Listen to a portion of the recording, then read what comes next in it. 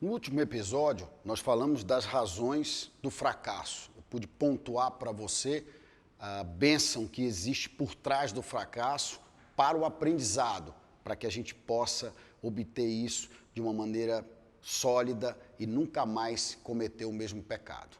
Hoje, nós vamos falar da Bíblia da Natureza. Antes, que maluquice é essa de Bíblia da Natureza?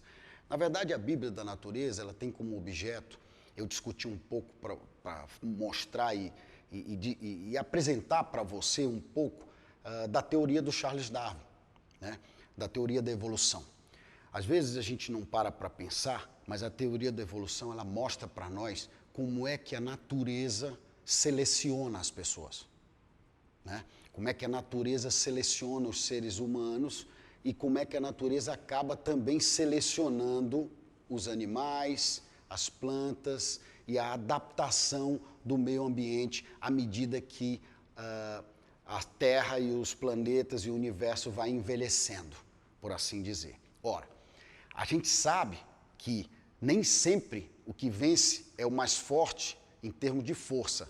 Na natureza, sim, quando você disputa entre os animais, no final, a seleção natural é o que tem o DNA mais forte, é o que tem a musculatura mais forte, é o que tem a propensão muscular maior.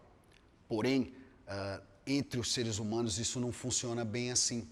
Entre os seres humanos a coisa funciona de outra forma. Entre os seres humanos, aquele que melhor se adapta é o que vence, é o que consegue enfrentar as dificuldades e chegar do outro lado. Na natureza é através da força, porque na natureza não existe inteligência como a do ser humano, não existe organização como a nossa através do pensamento. O que existe são instintos e comportamentos que vêm há milhares, se não milhões de anos sendo praticados de forma repetitiva pela grande maioria dos animais, de maneira que eles hoje apenas repetem o comportamento que tiveram desde os seus primórdios, dos seus ancestrais. Com o ser humano é diferente, porque ele tem a seu favor a inteligência. Ora, como ele tem inteligência a seu favor, muitas vezes ele não é o mais forte, sim o mais inteligente. Ele não é aquele que tem a maior força física, mas é o cara que pensa melhor, que tem bom senso e consegue traçar uma alternativa. Dessa maneira, o que vai acontecer? Quando nós estivermos aí fora, na luta, desenvolvendo as nossas atividades em busca da riqueza ou em busca de alcançar qualquer que seja o nosso objetivo, nós vamos entender que precisamos ser pessoas coerentes, com bom senso e que enxerguem a necessidade de mudança, que enxerguem a necessidade de adaptação diante daquilo que estão fazendo. Por quê? Porque os teus primeiros passos, eles vão ser passos que você não vai ter condições de controlar. Eles são passos que você vai depender de terceiros e de ambientes que você não controla, que você está inserido, ou que você faz parte, mas que você não tem o controle nem tem o comando.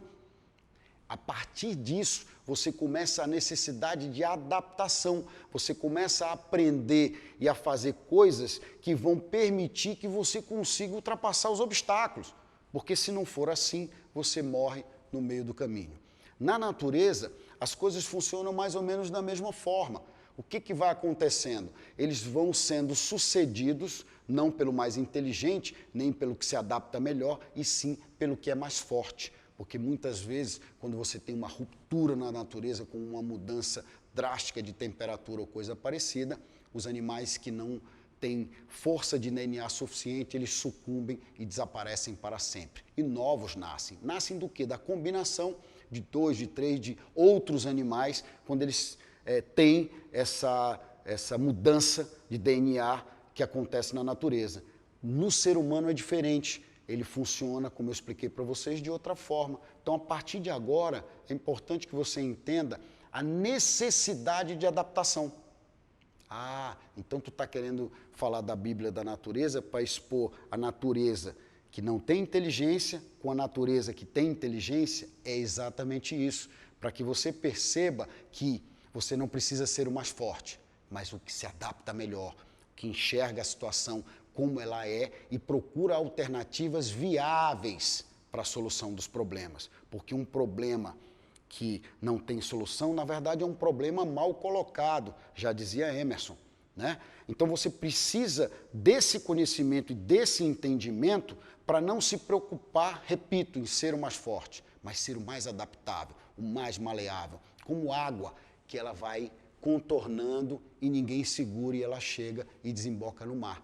Né? O rio nasce lá na montanha, com um grãozinho lá de neve, ele vem caindo, caindo, caindo, caindo, vai se transformando num rio enorme e tudo, mas ele desemboca onde? No mar. O objetivo final dele é chegar no mar.